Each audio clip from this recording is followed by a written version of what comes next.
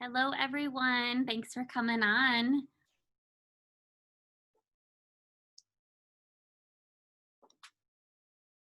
Here to tell you that we're going to log in on Zoom and watch.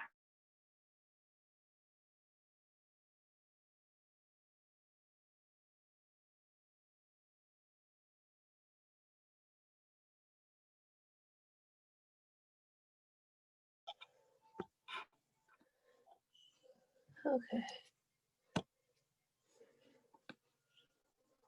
Well, everybody's audio.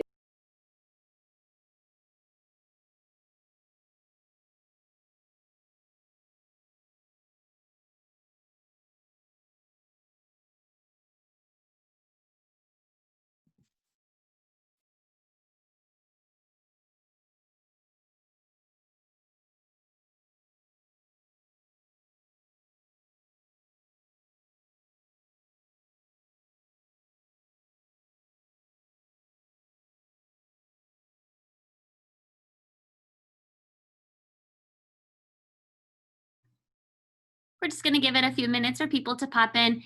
I have a great list of questions from families that have submitted questions already. If you are thinking of questions during our Q&A and you want to just pop them in the chat window, I can also use that as a way to help make sure that all of our questions and conversations get covered today.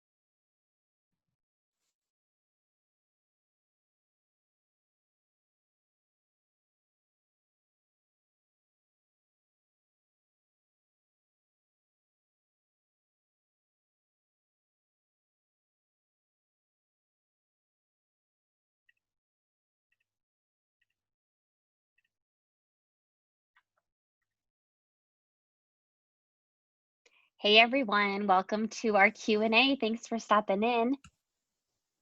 We're gonna get a bunch of people in here and we'll get started probably in the next 2 to 4 minutes. I was just mentioning for those of you that just jumped on, if you think of questions throughout our conversations, you can just add them to the chat window and then that way it'll help us organize thoughts and make sure that everything gets as much gets covered as possible tonight.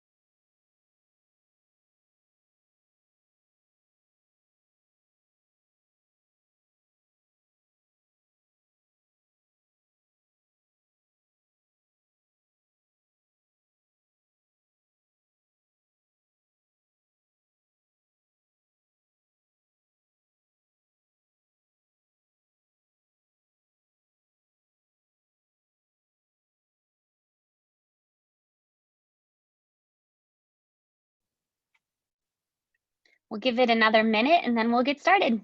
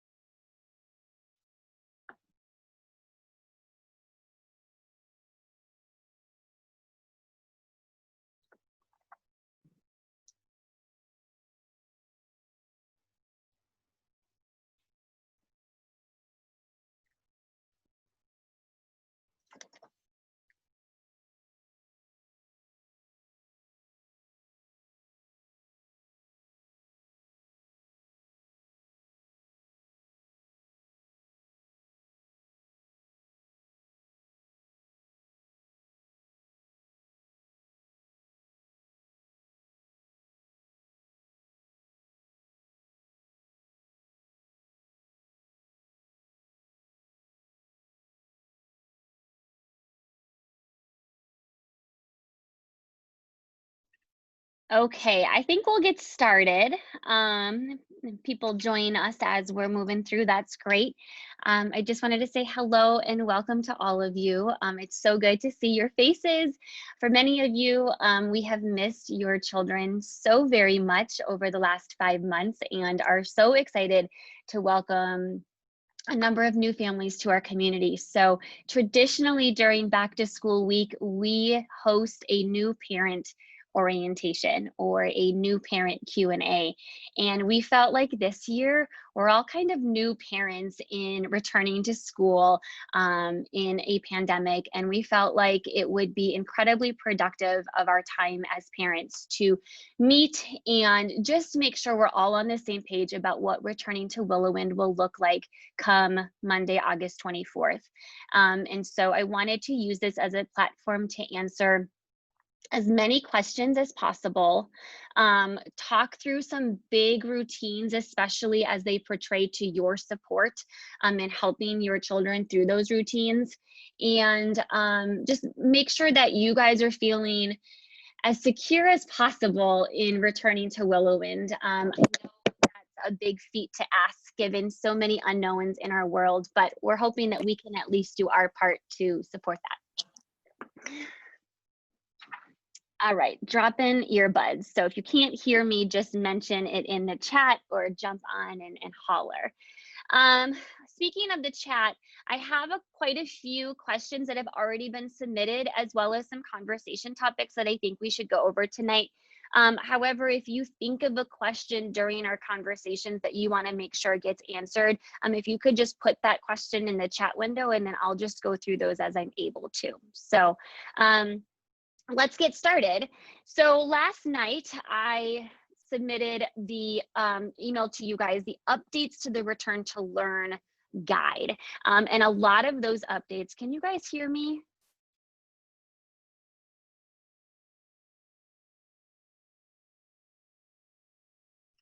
I'm back. I'm so sorry about that. It looks like Willowwind just lost internet. So this may be interesting. So I apologize, and please stick with me as we go through this. I know that there are some Willowwind faculty and staff that are on this Zoom right now. If you are at Willowwind and happen to have internet, will you just let me know?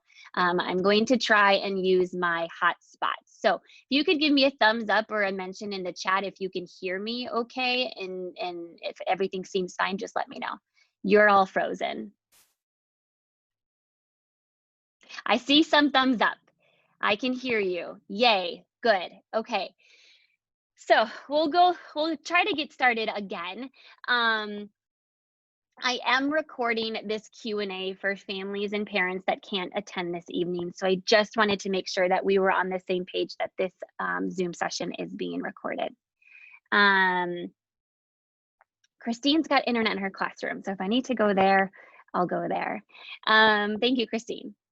So in the Return to Learn guide that I submitted updates to yesterday, there were quite a few fine-tuned details to help you understand what going to Willowwind looks like. And I wanted to start with, I think, one of the biggest changes to our routine where your support is incredibly important, and that's drop off and pick up. So I wanted to just run through that very quickly. It's all laid out as far as I can tell in the Return to Learn guide, but I wanted to make sure we were all on the same page about that. So we have done staggered start times for our students to minimize traffic flow in and out of the building all at the same time. In addition, we have assigned 5 exterior entrances and exits for the 6 classes to use. So from 7:45 a.m. until 8 a.m., our 3rd, 4th class and our 5th, 6th class will be able to come to Willowwind.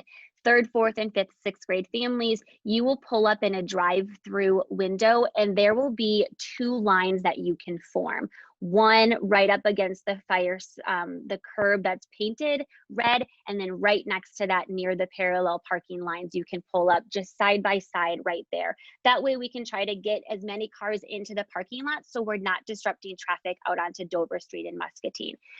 Myself, Rachel Butler, and Dana Smith will be there to do temperature checks of our 3rd, 4th, 5th, and 6th graders, and a symptoms check. We are also going to send home the symptom check survey to families. So if you feel that in your morning routine, you have time to answer those 4 quick questions before you get to Willowwind, you can do that. I know for some families that works, and for other families like my own, we're rushing and every spare second is used just to get us out the door. So if you can fill out that survey ahead of time, you're welcome to do that.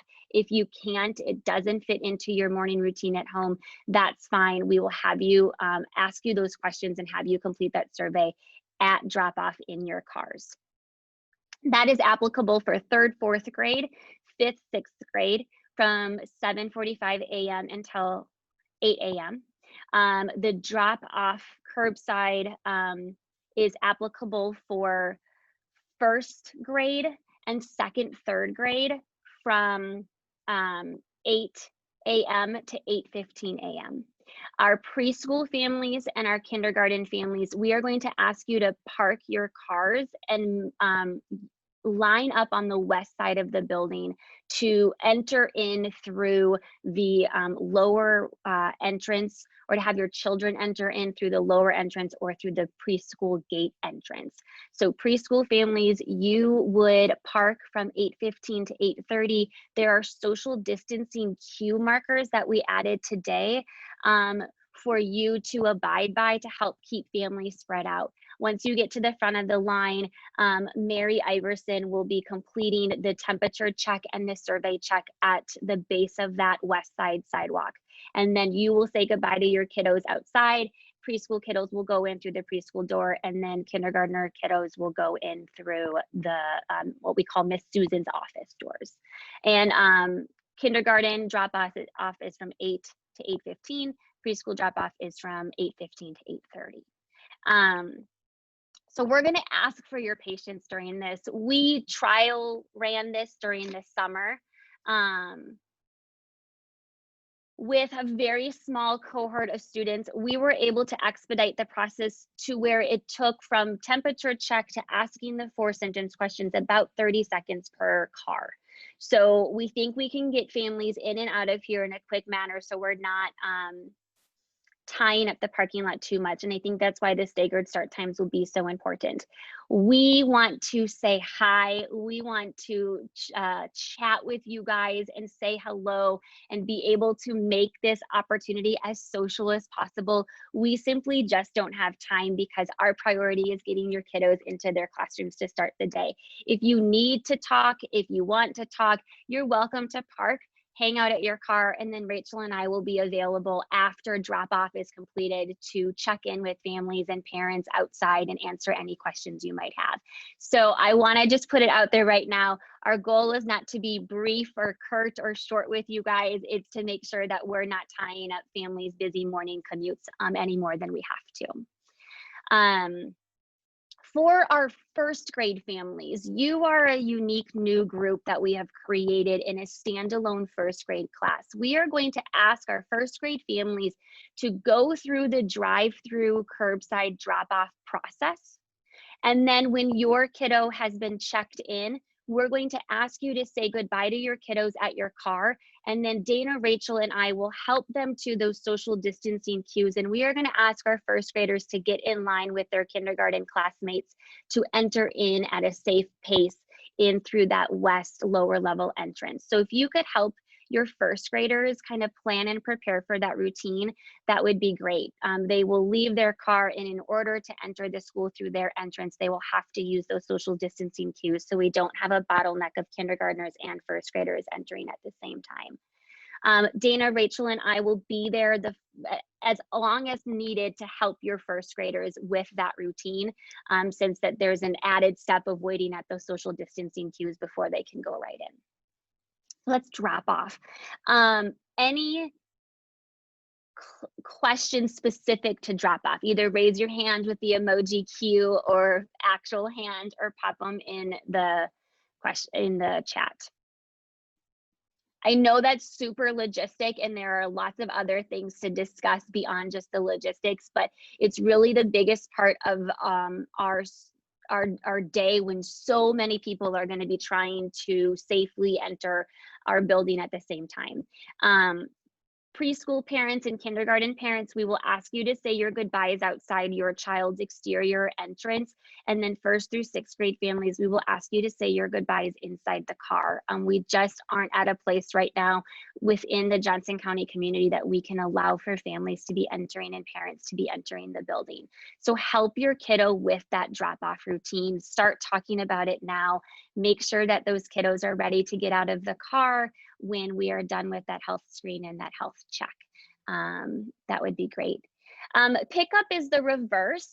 We will follow at a staggered dismissal time from, I have to get these right, they changed.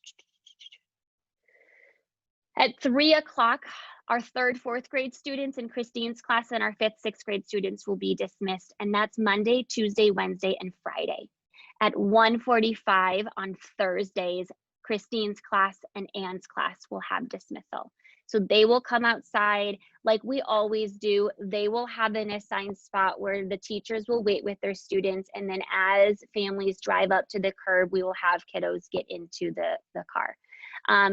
Kindergarten, 1st grade, and then 2nd, 3rd grade with Lisa, your dismissal time is 3:15, which is normal, Monday, Tuesday, Wednesday, Friday, and then 2 o'clock, which is normal on Thursdays. Again, those 3 teachers will bring their kiddos out to the parking lot. They will have assigned spots to wait away from one another. And then as you pull up, we will help your kiddo into your car.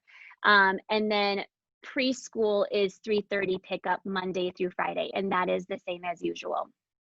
I want to take a step back. Our kindergarten, our preschool families, we're going to ask you to park your car and then use those social distancing cues to help pick up your kiddos there. So Miss Kay and Miss Cassidy will help you navigate that pickup routine, but preschool families will need to park and then go out to the west side of the parking lot and use that sidewalk.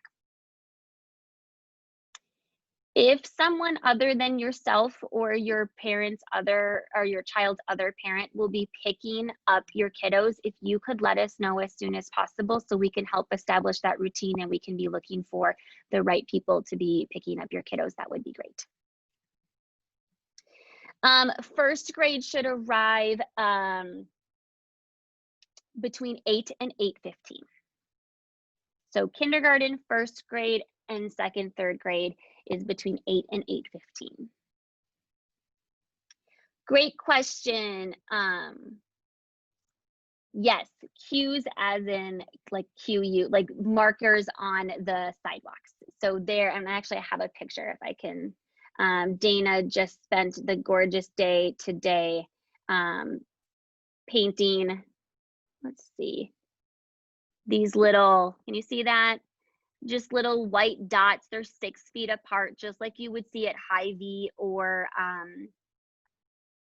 wherever, Target, to just keep our families and our students spread out as they're trying to enter in through a similar access point in the building. Great question. Pick up or drop off on foot? Yes, we encourage all modes of transportation, car, bike, foot. So if you are on bike or foot and want to just kind of approach the front of the school, abiding by, social distancing standards and guidelines, we will come to you as soon as we can. So you can park your bike at our bike racks on the west side of the building and then walk on over to have your kiddo go through their symptom check and temperature check. Or you can just walk and meet us on the sidewalk and we can welcome your family that way. 2 parents can accompany a preschooler for drop-off. The biggest part about drop-off or preschool is the saying goodbye outside. And so one thing that we will be creating at the base of the west sidewalk before kiddos enter the preschool playground is a hug zone. And so that will be a space where families can step aside after they've gone through their temperature check and their symptoms check. And if your kiddo needs some extra encouragement, extra love, extra hugs there, you can take that time to do that. So there will be a marking on the sidewalk on the west side of the building, or the concrete pad on the west side of the building. So you have extra space to be able to give your preschoolers and kindergartners all the time they need to make sure we're saying goodbyes. We usually have the goodbye windows on the interior hallway of our school. This kind of acts like that goodbye window. It gives you a place to just give those last hugs and squeezes. And then Kay and Cassidy will be there to help our preschool families, especially with that transition. And so helping your preschooler kind of recognize what that looks like, I think would be really important before now and Monday. I don't know exactly when Dana is going to finish painting the hug zone, but even if you were around this weekend and you wanted to drive on over and just take a look at some of the routines, you're welcome to do that. Yes, the pickup routine for half-day preschool will be the same as for full-day preschool. So you'll just abide by those markers on the sidewalk, and then Kay or Cassidy will help walk your child outside when you pick up, whether that's before lunch or after lunch or whenever you have arranged for half-day pickup.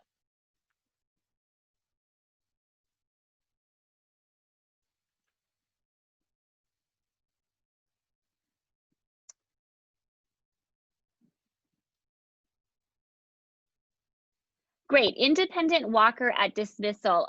Please just arrange for that dismissal with Ann Creasy, her teacher, and we'll make sure that she gets on her way. We've had 6th graders walk, bike independently, take the city bus independently, so arrange that routine with Ann. If you're early for pickup and you want to just wave at the car, that's fine. The big thing I would make sure that kiddos know is that they need to look their teacher in the eye and say, goodbye, I'm going home with blank. We don't want kiddos just running to their car without their teachers knowing that they've been accounted for. So the teachers are really good at reminding their students, you can't leave until you tell me specifically who you're going with. So if you could reiterate that, that would be great. Lot of information about the nitty-gritty of drop off and pickup. Any other questions there? I, on behalf of our Willow Wind faculty and staff, am just going to ask you all for incredible grace and patience during this portion of the school day. We know that we all are incredibly busy, and drop off can be hairy and pickup can be hairy in a normal year. Fortunately, Willow Wind is a lot smaller than your average elementary school, so we don't have as much of the drop off and pickup stress as maybe other schools, but we just ask for incredible patience, and we're going to do everything we can to expedite the process. One way to do that would be if you can fill out that health symptoms check survey before you come to school, and we can just check off that we've received it. That's going to be a lot quicker for us than having to rattle daily through a variety of symptoms that we want to make sure we capture if your child has or does not have them. Okay, I'm going to just continue on down the line with some of the questions that have been submitted prior to this evening, and then we'll just use that as a way to facilitate further conversation. So the first question I received was, if or when we end up in a distance learning model, what resources are available to parents to help the kids with their learning? So Willow Wind had an incredibly successful 10 weeks of distance learning in the spring. We utilized Seesaw for Classrooms, which is a app-based communication platform that we use in a normal school year primarily as a communication tool, but we were able to really shift gears and use Seesaw as a teaching tool for students. So typically they would have a daily task list that would be assigned to students during the course of their school day, usually available to families by 7:30 a.m. And then the tasks would help kiddos navigate through their school day. Distance learning is a mix between synchronous and asynchronous learning. And you know, a big part of that is because we recognize how everybody's family schedule is different. And so we don't want any sort of firm asynchronous learning opportunities to stand in the way of continual continuous learning. So we really try to mix up both of the models. Our older students, specifically 3rd through 6th grade, maybe 2nd through 6th grade this year, will use Google Classroom as a way to navigate and communicate. Our specials teachers also provide lessons on the days that they would normally have specials here at school. And so we're really going to take the success we had from the distance learning model in the spring, and we're going to use that as a jumping off point to provide additional resources and additional learning opportunities for your students. Our goal and the teachers' goals is to take a look at what their curriculum would be in on-site learning and make sure that they are providing that consistent curriculum without any disruptions in learning. So the teacher's intent is that if we have to go to distance learning, whether it's class by class or school-wide, that your students will still get the same curricular expectations and plans as they would if they were on site. Thoughts, and we'll kind of talk through some contingency plans in a little bit when some may go to distance learning and others may not. Thoughts on offering BSP or ASP at some point this year? Are using certain benchmarks in the community to consider it safe to offer it. At this point, because our BASP program, especially at the elementary level, requires so much cross connecting of classrooms, we're just not able to offer it in a safe way without disrupting the work that we're doing during the day to keep your students separated within their classrooms. If we were to have enough interest at a specific grade level that we could bring in an ASP staff member for that class, we would look at offering ASP class by class. I think a couple of weeks ago, we sent out a BASP survey to see what the need was in our community. And if you haven't filled that out, that would be a huge help to us. At this point, based on that survey and the needs of the families that we can see through there in our enrollment contracts, we just don't have enough interest to be able to make it a go for ASP at any of the grade levels. As far as BSP goes, we will be able to offer a before school program for our preschoolers. So that would be from 7:30 to 8:30. You would follow the same drop-off routines if you came at 7:30 or 7:45 or whatever it might be. So if you are interested, I know Mary Iverson, our programs coordinator, emailed our preschool families yesterday.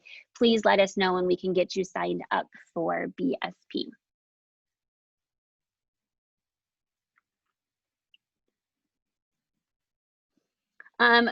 So we just talked about drop-off pickup timeframe, so that's great. There's a 15-minute window before your child's start day that you can come in so that your child has ample time to get into the classroom and you guys through the line. So we just ask you to really abide by that 15-minute window so that we can help students through the staggered dismissal time. If you are a family that has kiddos at a variety of different age levels, really try to find a way. For example, if you have a 5th, 6th grader who needs to be dropped off at 8 and a 1st grader who needs to be dropped off at 8:15, you could drop them both off right around 8 o'clock because it kind of allows you to put one foot in both families, both kiddos' drop-off time. So kind of think about that, and we can work with individual families to help with sibling drop-offs and whatnot on a case-by-case basis for sure. Another question I just saw come through is the health questionnaire is a Google form, and so we will share that with you between now and Monday, and so that's something that you would just be able to fill out daily. And either you would fill it out at home and then we would confirm that we've received it, or we would fill it out here at school.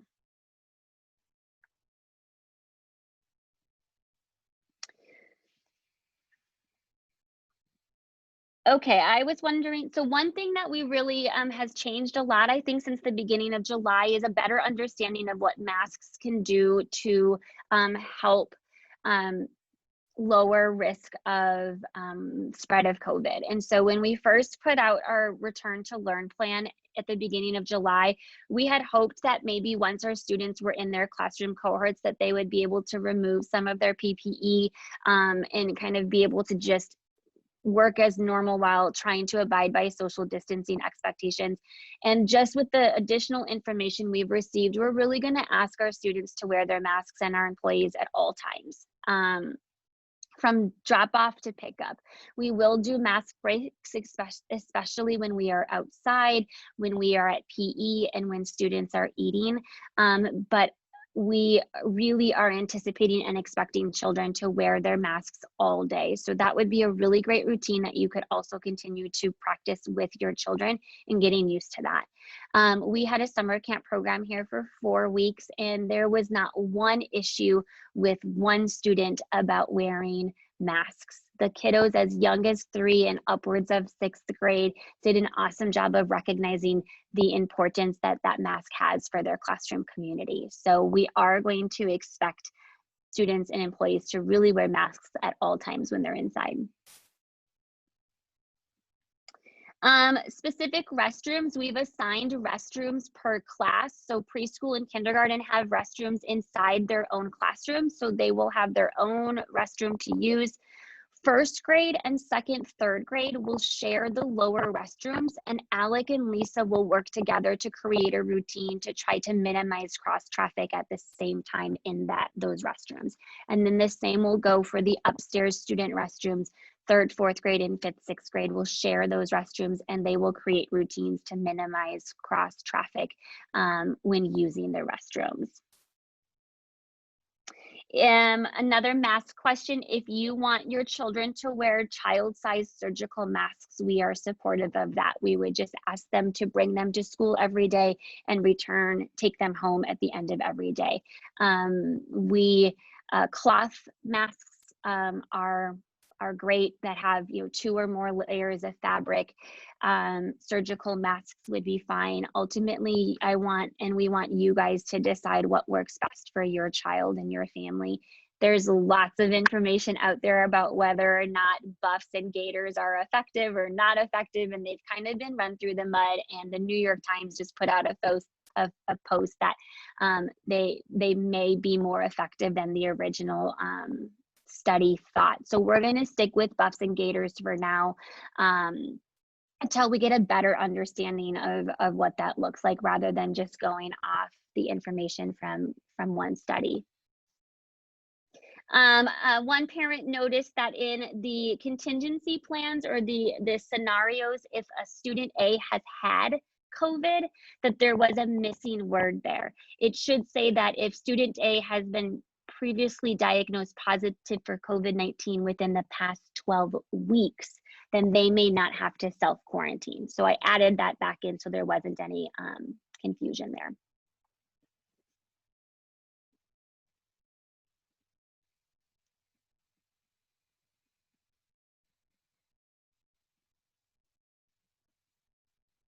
Let's see. There's some preschool specific questions here, so I'll try to answer those. Kay Lindsley is going to be your go-to for those, and so I think she may cover a lot of these questions tomorrow during the Montessori parent orientation. Right now, we are expecting our preschool class size to be about 15 to 20 students. Typically, we have about 40 students in our preschool program. So with 15 to 20 students, we are going to have them spread out across the 2 classrooms throughout the course of the day to encourage as much social distancing as possible. And then Kay's assistant this year is Cassidy Daughtry. She has been a part of our BASP community for the last year and a half. And so they will work together to spread themselves out and work with your children. At this point, we would hire a second teacher to fill in a teaching gap that we have there with Shane Lanning, who has moved on to work in special ed with the Davenport School District, if we were to hit about 24 students. We do not anticipate, nor will we allow our preschool numbers to go up to that 38 or 40, simply because we can't give kiddos enough space to spread out. So we are going to intentionally keep preschool numbers low this year to make sure that your children have as much space as possible to play and interact safely. Classroom information is shared with families in 2 primary ways, emails and then our Seesaw post. pertinent, important information goes through to families via email, and then photo updates of the day and how your kiddo is doing will go through Seesaw. This preschool parent asked about stuffed animals. We're asking as very, very little, if any, personal belongings come to school other than a rest time blanket. This says, are there any items that are okay to bring, especially during the first weeks of school? Check in with Kay about that, and we can figure that out. We just, we don't want big, major, fluffy pillows for rest time. We really just right now are looking at a rest time blanket, but she could help you out with that. And then strategies to help with first-time preschoolers drop-offs. That's a really, really big deal. And Kay is the queen of strategies when it comes to helping with drop-offs, so she can help you there. Another question here that I really, really appreciated, it was asked a number of times in the Google survey, was what are some of the ways families can help support Willowwind and its teachers during this challenging time? I am incredibly grateful that that question has been asked.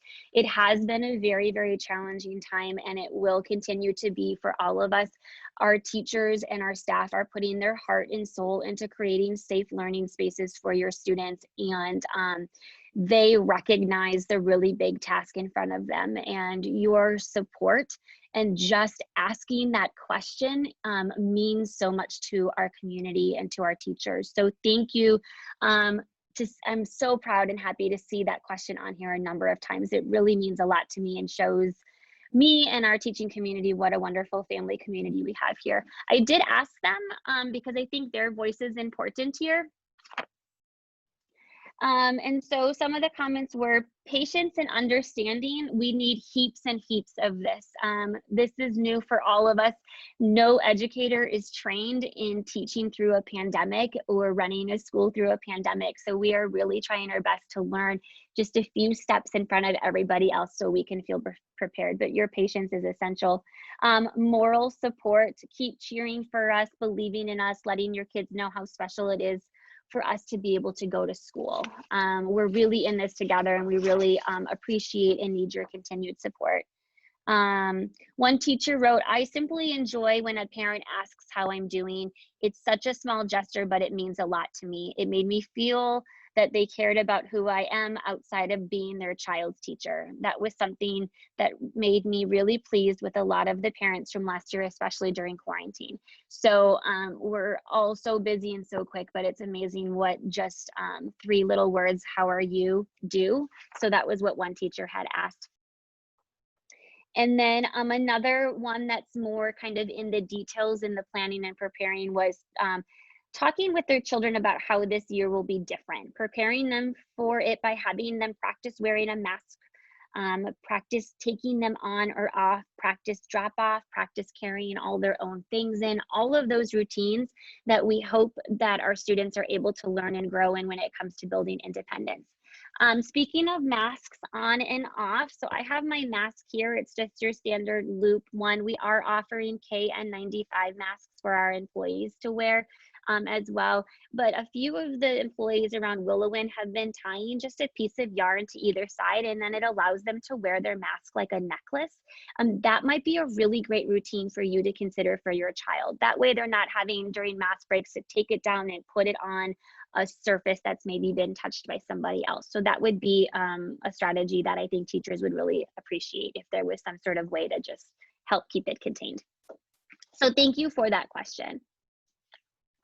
Have any considerations gone into reducing the number of volunteer hours for parents due to cancellation of events and moving virtual to virtual meetings? Yes, we have considered this. We are looking into this, and we are going to keep very close and careful eyes on the volunteer opportunities we can provide families, or maybe more importantly, the lack of volunteer opportunities we can provide families. If we feel that we simply cannot give you as families opportunities to fulfill your 20 hours, we will alter that policy and alter that service fee and how it works. So we just ask for your patience there as we kind of let this year play out and just see how we can kind of work together to help one another out. Speaking of, I did just send an email to our Willow and families that has a slew of forms that we need you to fill out before the start of the year. The student data form is the most important one. It serves as your child's emergency contact information. And then there's a variety of other forms, prescriptions, non-prescriptions, field trip consent, although we won't be taking many, if any, field trips in the very near future. And then there's a link to a family directory and skills and interest survey. That is a place for you to add in your information. If you would like to share it with other families, we will compile that and then publish it out. And then it also has some volunteer opportunities that you could sign up for, specifically with board level committee work, whether it's facilities or serving in our equity and justice, diversity, inclusion, equity and justice committee, or marketing and enrollment. If you have a desire to serve there, you can sign up via that survey, and that would be a great way to collect volunteer hours.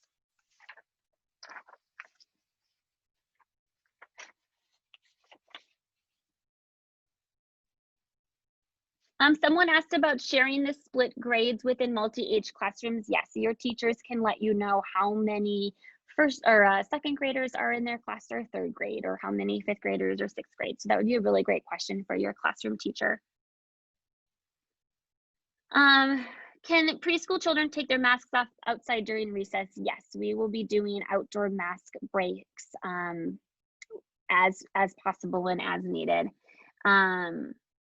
This is a new routine. The younger they are, the harder the routines are. And so I know that all of our teachers, but especially our early childhood and early elementary teachers, are prepared to really help our students understand the importance of mask wearing, the importance of social distancing, helping them understand how school will look very, very different. There will be a lot of things that are the same, but here are the things that will be different. In fact, our first 2 weeks of school are likely to be very, very specific on what it means to come back to school, to be a student in a different type of classroom. And so the focus is really going to be routine building these first few weeks of school, and then they will get into more academics as those routines are built.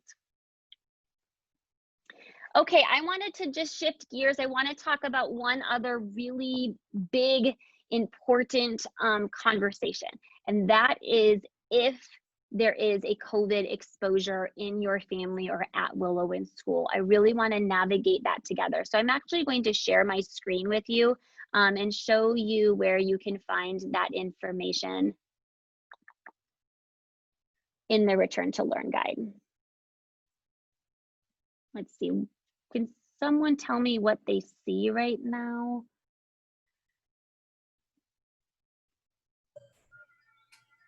Looks like a Google Doc. A Google Doc? Okay, I'm seeing thumbs up. Staggered start and dismissal times is what it says right now. Okay. Yes. Good, thank you for that, whoever that is. I can't recognize your voice. Okay, so if you scroll down, this really where it starts is with that daily health screenings. And so I added in blue some information here about suggesting you take your child's temperature before coming to school. That way it eliminates the possibility of a potential surprise high temperature. That we will share the daily health screener survey with parents so you can complete it at home. And then this is what we're really looking for. And this is really based on Iowa Department of Public Health guidance. It's what we have at this moment to go off of. I meet weekly with the Johnson County Public Health, and they are constantly sharing updates of information and how we should shift or change things. So at this point, what they're recommending is we identify high risk symptoms and low risk symptoms. So if your child is experiencing any one of the high risk symptoms, which includes a new cough, shortness of breath, difficulty breathing, new loss of taste or smell, we're going to ask them to go home immediately and have an evaluation done by a healthcare professional. That evaluation may include a COVID test, or it may include an alternative diagnosis. I had one family email me today and said, my kid has chronic allergies. You've seen it in my child over the last few years. He or she's going to have a runny nose. What does that mean? Working with your medical healthcare provider to help us understand where those alternative diagnoses lie, I think will be really important. The other reason we may send your child home immediately is really no different than any other school year. If they have a fever, if they have vomited, or if they have a GI bug and have diarrhea. The one thing we did change is we lowered our fever threshold from 100.4 to 100.0. That's actually lower than the CDC guidance, but we felt like it was important, at least when we developed our return to learn, to kind of have that fever threshold be a little lower.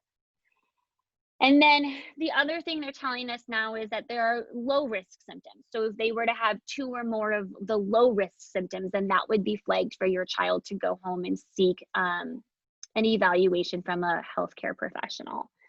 So that's what we're going to be looking for at home or here at school. They're all If I sort through it all the time. I don't have it today.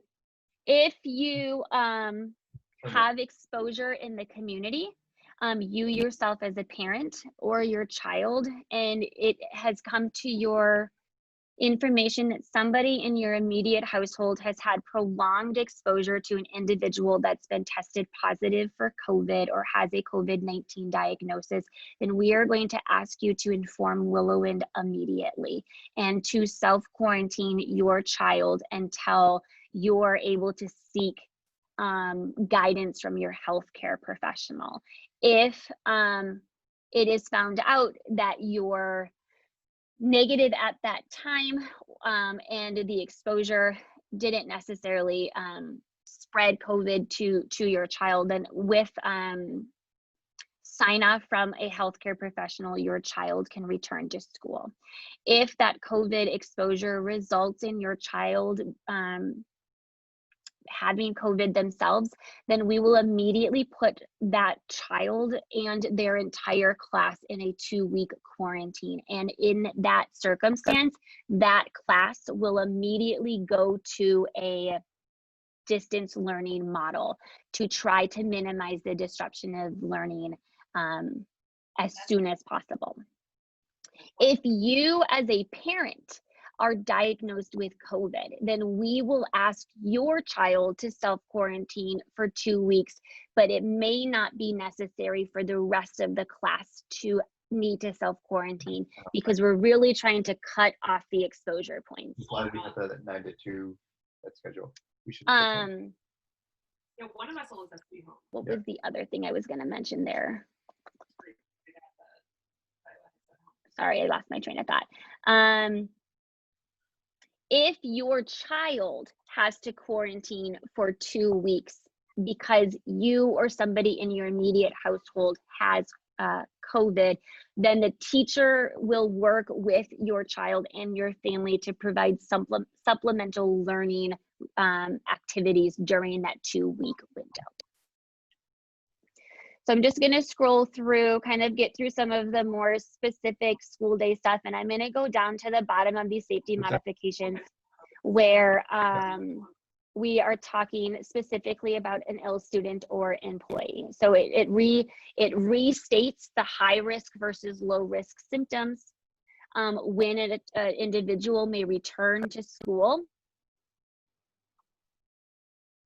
That teachers will provide that work. And then here is some more of that information. So close contact right now is defined as individuals who have been within 6 feet of one another for more than 15 minutes. That's why classroom cohorting is so important to us, and having your kiddos really just stay with their classroom so that we can really define what close contact looks like here at Willowwind. Tomorrow, myself and other school administrators will be joining Johnson County Public Health in a webinar specific to contact tracing, so schools have a better understanding of how we can expedite and assist Johnson County Public Health in that process. We will communicate to families when relevant if your child has had exposure to a COVID-19 case on site here at school. So as soon as we know the information, we will share it out to the relevant families That might be everybody school-wide because of a desire for transparency, or it might be based on the classroom. We're really just going to have to kind of continue to watch and allow that to evolve. But as soon as we know information, especially the children that have had potential close contact here at school with a potential COVID case, we will let you know as soon as possible. So I created some of these scenarios, so I would really encourage you to find the Return to Learn guide, go to page 17 and just look through what I have identified as different ways students or parents could potentially have exposure to COVID-19. And then what does that mean for their time at Willow Wind? So review that. If it's a non-family exposure versus family exposure, if it's school close contact, if the student themselves has it, and then what does it mean if a student has already had COVID-19, and what do they need to do if they have some sort of exposure to COVID. The answer there is if student A that's previously tested positive for COVID-19 has outside exposure to COVID-19, they may not need to self-quarantine again. We would ask and seek medical professional advice when it comes to that. If the student that has had COVID in the last 12 weeks, if that's even relevant in our Willow Wind community, has exposure to COVID because of their classroom, we would ask them to go into the 2-week distance learning model simply because that's what the rest of their class would be doing, and they would be here by themselves, potentially. So really look there. If a teacher is required to self-quarantine or a teacher needs to be home because their kiddo needs to self-quarantine, Willow Wind will arrange for a substitute teacher. I am currently working with our internal employee body to create internal subs here at Willow Wind so that we're not having to call on outside people who maybe are subbing in other buildings or other schools. We really want to keep Willow Wind, a part of its own cohort. So I'm working with various staff and faculty to establish an on-site sub base here.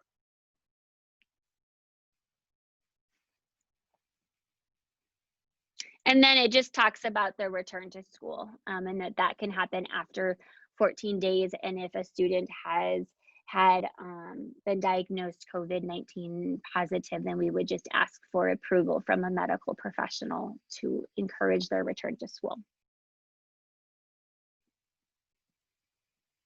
So I'm going to stop sharing. I want to see if there are any specific questions related to potential illness or exposure or conversation concerns that you as parents want to talk through further, specifically to potential exposure. And I'm just going to look to see if there's anything in the chat.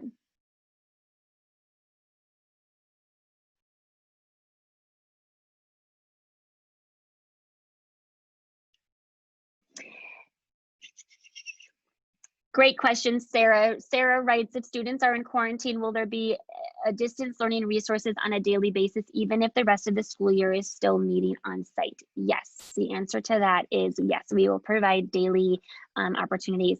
This is an area where we need, at this very moment in time, Tuesday evening, we need additional patience and grace as we develop what distance learning would look like for individuals on a case-by-case basis.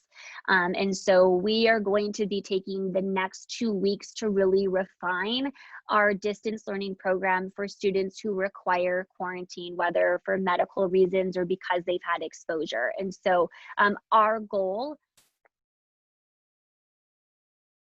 make sure you guys can hear me.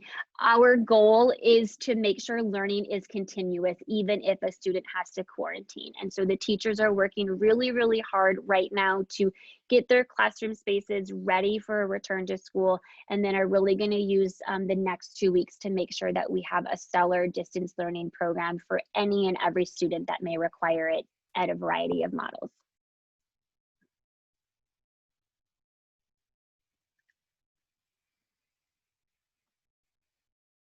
Melissa, I don't know if you're still here. If anyone has questions that aren't covered here, or if we don't get through all of these questions today, I will make sure to create and add a FAQ portion to the distance learning guide to make sure that the questions that aren't addressed here are addressed, or at least can point you in the right direction. Another really good question, and this came up both here in the chat and in the Google form that I sent out. What are the metrics you will be using to decide to move online? So that's a really big question and area that I'm continuing to work with both Johnson County Public Health and our Independent School Association, as well as other small schools in the area. Right now, the Department of Education has created transmission rates that they recommend schools follow.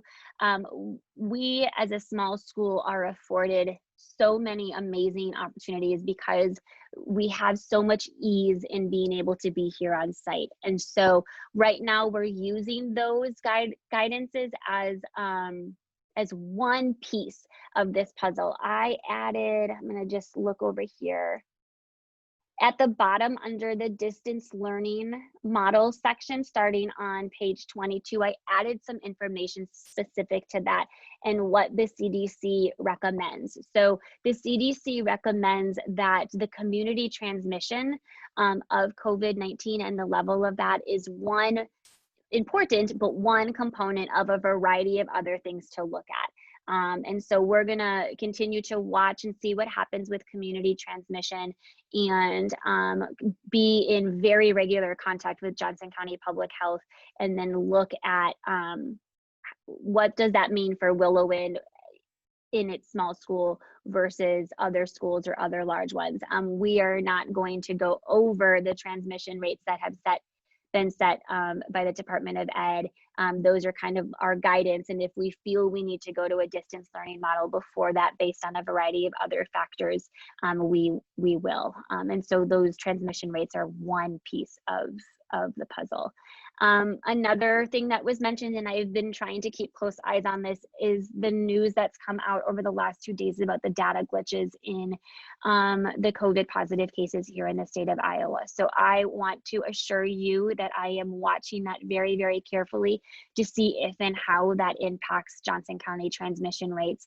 And we will just continue to take all the data that we're receiving and all of the information that we have from a variety of professionals and just use it to make sure we're continuing to make the safest decisions possible for your children.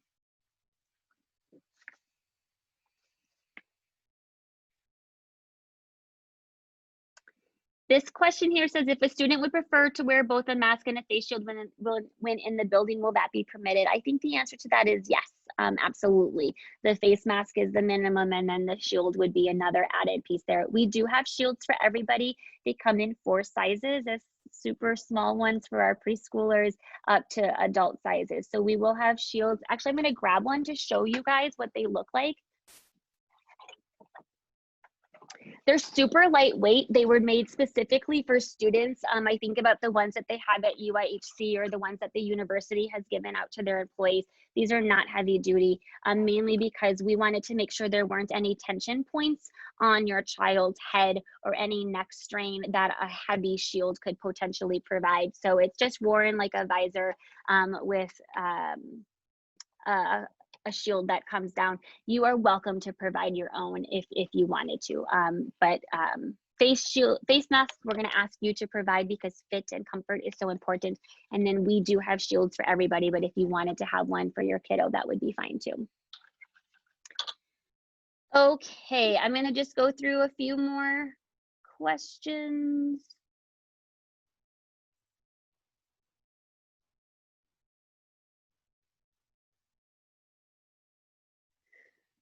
So for the specifically kindergarten through 6th grade, preschool will have its own, has its own playground. And so that will be sanitized regularly just because it's preschool and preschool kids do what preschool kids do. So we will sanitize the preschool playground regularly, probably on a more frequent basis than the intended weekly sanitizing of the K-6 play spaces.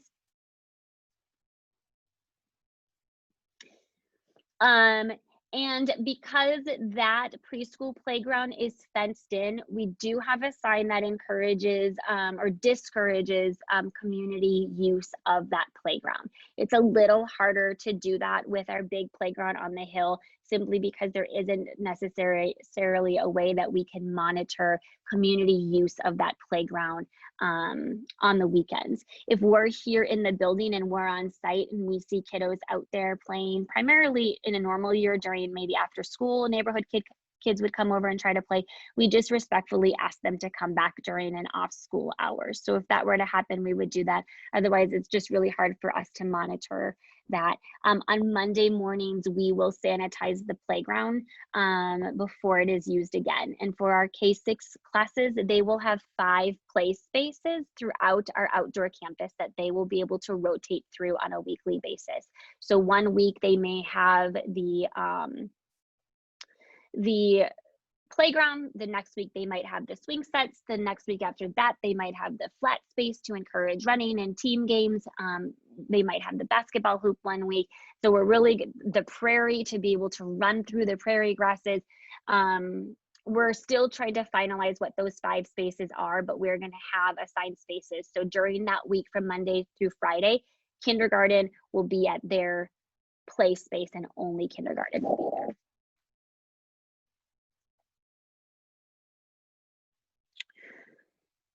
Great. Oh, so this is another question that I think is fabulous. I really wanted to make sure we hit on this, was the HVAC system. And so we've done a lot of work with our HVAC contractor to better understand our buildings, facilities, and what it's already doing or what it needs to do. So I think I saw Mike Nolan here. Mike Nolan is a board member and our facilities chair.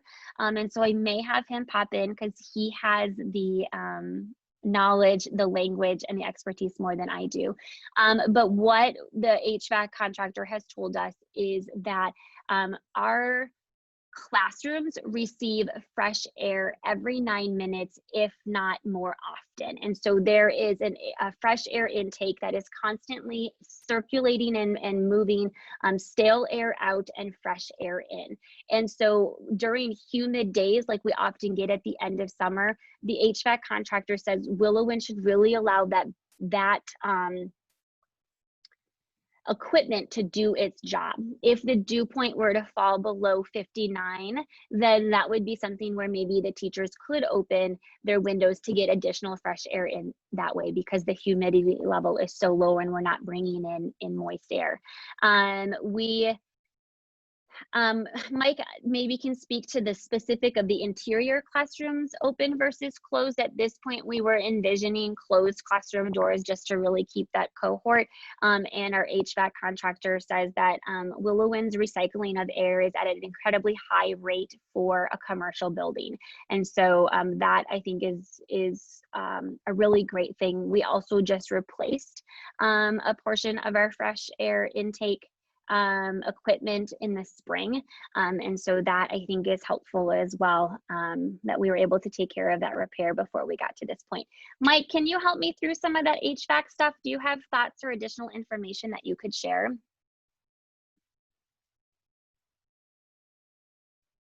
Yeah, so basically with the renovation of the school, we have a modern system which has a heat recovery ventilator as part of the system in the building. So essentially, we're pulling in fresh air constantly and then exhausting a portion of the air. So there's direct exhausting from certain spaces, and the rest of the spaces are receiving, having air exhausted through on a regular basis. So the minimum for any of the spaces in the school is supposed to be what they call 4 air changes per hour, which means every 15 minutes, the volume of air in the space should be replaced with fresh air. For classrooms and spaces like that, it's even more. So 6 air changes per hour should be the minimum. We're probably a little bit more than that. So yeah, that's basically what Michelle said. But air is constantly being fresh air introduced into the system, and as that's introduced, stale air is being exhausted. The other question I see here is about specific to air filters. There's a lot of conversation out there about MERV 13 filters, whether or not they're necessary. And our HVAC contractor and the union groups he belongs to or his company belongs to says that there just is not enough information to show that MERV 13 air filters do anything more specifically around COVID than say MERV 9 filters, which is what we and a lot of commercial buildings use. So and they're very cost prohibitive. That would never be a decision that we would simply stand alone on to prevent us from doing something. But at this time, our HVAC contractor really just feels like we could probably put our resources somewhere else, but instead of MERV 13, just because there's not enough information right now at this moment. They're learning more and more every day, but he himself and his company aren't necessarily recommending that we need to alter our air filters from what we already have. That what we already have will do the same job as maybe a MERV 13. Mike, did I Yeah, get that Michelle, right? I'll just pipe in real quick. Yeah, no, that's correct, and that's consistent with guidance that's been put out by the AIA for that's the American Institute of Architects for this. Essentially, the air changes is where you're getting your benefit. The filtration is not really going to do a whole lot due to the size of the particles. Yes, great.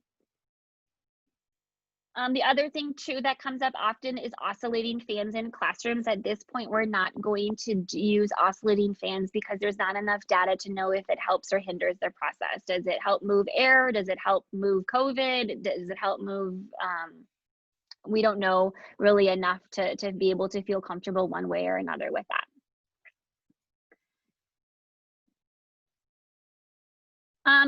Great question. How do you help kids social distance while playing outside with masks off? I'm unstable internet. A lot of practice and encouragement, reminders. You know, the kiddos are not going to get this right on day one. And so that's why the first few weeks of school are really going to be focused more so on routine building and what going to school looks like this year versus years before. So lots of practice. I also think too, families, that's why that necklace piece might be really important. So even at recess, they have it there. If they can pop their mask on or they want to pop their mask on and it's there, I think that's great. We're not going to mandate outdoor mask wearing, but if they wanted to wear it, they could. And so the teachers are planning and preparing to just help their kids understand this new phrase, social distancing. Yes, kindergarten has its own bathroom. I assume that you won't be able to use the church facilities across the street for PE. So we traditionally do not use the church facilities anyways until about November. Susan, even as fall temperatures get lower and lower, does PE outside here at Willowin. So she will use the flat space in the center of our parking lot like she has used for many, many years as her outdoor classroom for PE as long as possible. We are working with River Community Church to best understand how we can continue to safely use their gym during the winter. The other thought is that hopefully we will know more by then and have a better understanding of what the use of their gym could or should look like.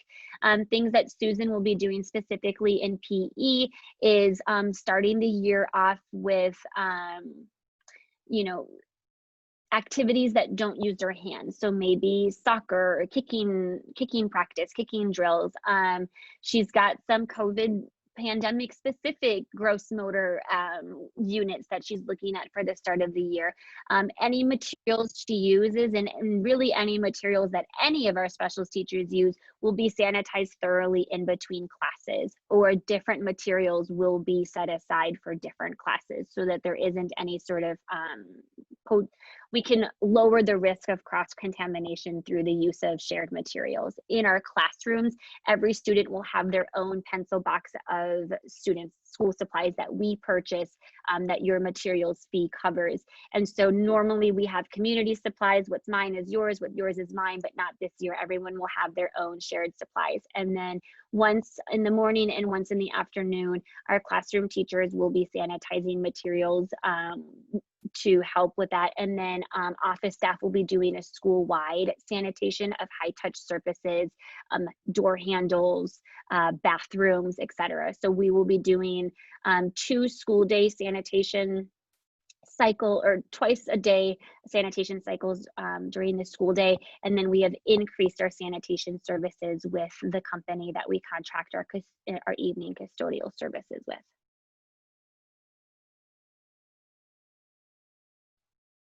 The other thing I want to mention, when I was thinking and talking about Susan's outdoor space, each of our classrooms, we have 6 classrooms here at Willowwind, all 6 classrooms have ample space outside that is assigned to them for outdoor learning. So we brought on 5 additional picnic tables to the 3 that we've already had to help kiddos spread out. A few kids will be able to sit at picnic tables, not a lot, but some. Teachers will use lap desks and clipboards, and as often as possible, especially the older the kids get, the more frequently they will be outside and utilizing outdoor learning experiences to help going to school and being to school, especially at the start of the year.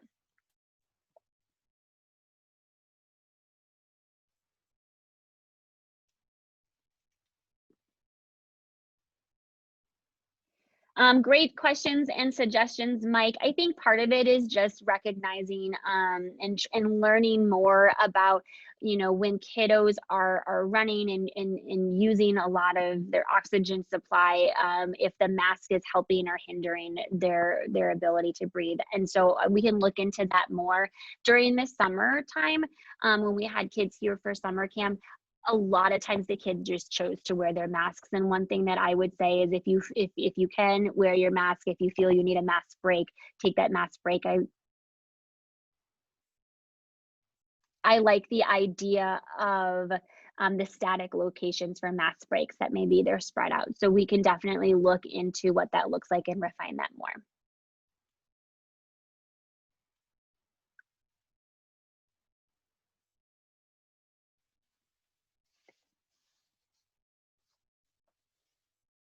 That's a lot of questions and a lot of information. Are there others, conversation topics, things that you hoped we would discuss?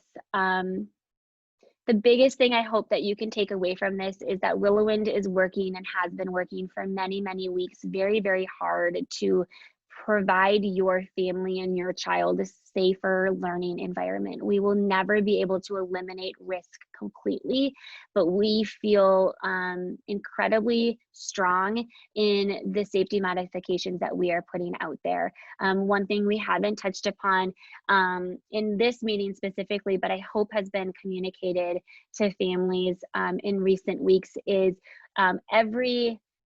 our classrooms are all spread out all over the building. We are transforming the gathering space into a classroom because there is no gathering that will be happening, at least for the time being. And so we just feel really grateful that we have a physical building that can hold a significant number of children, more than what we have right now, and that we can use our small school size to our advantage by allowing us to spread out over our school facilities. Kiddos will have separate, other than kindergarten and first grade, who will have a monitored entrance in and out of the building at drop off and pickup. The kids all have separate entrances in and out. And our hope is, as hard as this is to really grasp and put my brain around, is that your kiddo, once they're in their classroom, that's where they stay.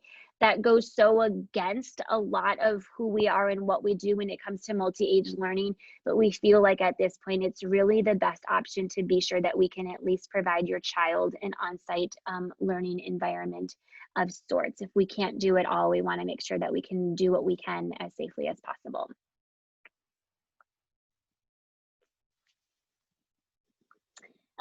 So that concludes this evening. This hour and 15 minute, hour and 10 long Zoom session is being recorded. So if you have nothing else to do and want to rewatch it, we will send it out to you. If you know Willow Wind parents that maybe missed it tonight, you can let them know that we recorded this and we will send it out. Look in your email inbox for the forms that we have sent home this afternoon. There's a handful of them. Tomorrow we will be communicating about our back to school drive-through ice cream social and how the faculty and staff are going to try and just hold on to a really special tradition in a safe way and provide some exciting opportunities to celebrate the start of a school year. These details are really, really important and I think are essential to focus our attentions on, but I also want to make sure we're giving ourselves the freedom to focus on all the amazing things that will remain the same here at Willow Wind.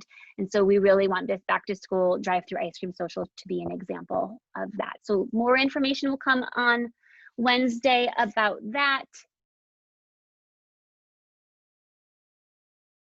We will probably email out specifically an email specific about drop off and pick up so that you don't have to go through the return to learn guide and all of its 20 some pages. And if you want the routine in writing in a nutshell, that will go out on Thursday, and we'll probably do the same thing about the potential of exposure routines and contingency plans. We will likely send that information out on Friday. So lots to come your way. My email inbox and phone are always open, so please don't hesitate to reach out or call if you have any questions or concerns. We are here to serve your family and to be a really important part of your kiddos' upcoming school year. So thank you for your trust in us, and thank you for being here tonight, and we'll go from there. We'll talk to you soon. Thanks, everyone.